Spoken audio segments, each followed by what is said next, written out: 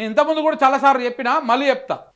ఈయన రేవంత్ రెడ్డి, ఈయన కిషన్ రెడ్డి, ఈయన అసదుద్దీన్ ఓవైసీ, వీళ్ళిద్దరి మధ్య దోస్తులు వాస్తవానికి ఏ పార్టీలో ఉన్నా కానీ.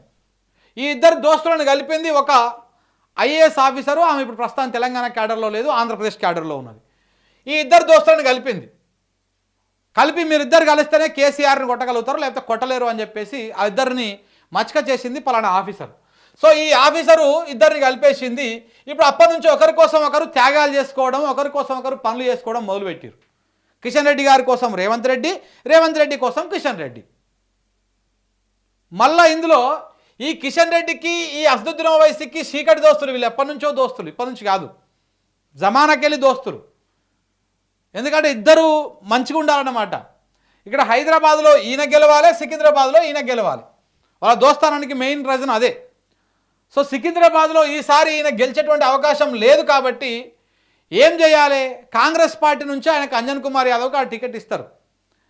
ఆయనకిస్తే ఇబ్బంది అయితే అంజన్ కుమార్ యాదవ్ లోకలోడు అయిపోతాడు. గతంలో అక్కడ 2 సార్లు గెలిచిండు. సో కాబట్టి అక్కడ కిషన్ రెడ్డి ఓడిపోతే ఎవరు దేకరు, పట్టించుకోరు.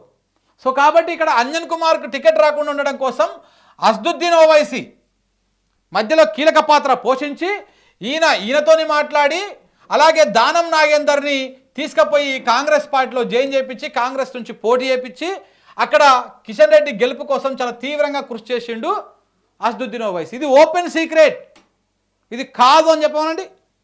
ఓపెన్ సీక్రెట్ ఇది. ఇక్కడ బకరా అయింది ఎవరు? ప్రజలు. ఈ అందరూ ఒకటే, కిషన్ రెడ్డి ఒకటే, రేవంత్ రెడ్డి ఒకటే, అసదుద్దీన్ ఓవైసీ ఒకటే. అసదుద్దీన్ ఓవైసీకి కిషన్ రెడ్డి గెలవడం కావాలి. కిషన్ రెడ్డి గెలిస్తేనే ఈయనకు కావాల్సినటువంటి కార్యక్రమాలను అవుతాయి. ఎంఐఎం ఉంటేనే కిషన్ రెడ్డికి కావాల్సినటువంటి కార్యక్రమాలు అవుతాయి. వీళ్ళిద్దరు ఉంటేనే రేవంత్ రెడ్డికి కావాల్సింది అవుతుంది. సో కాబట్టి ఇదంతా కూడా డ్రామా.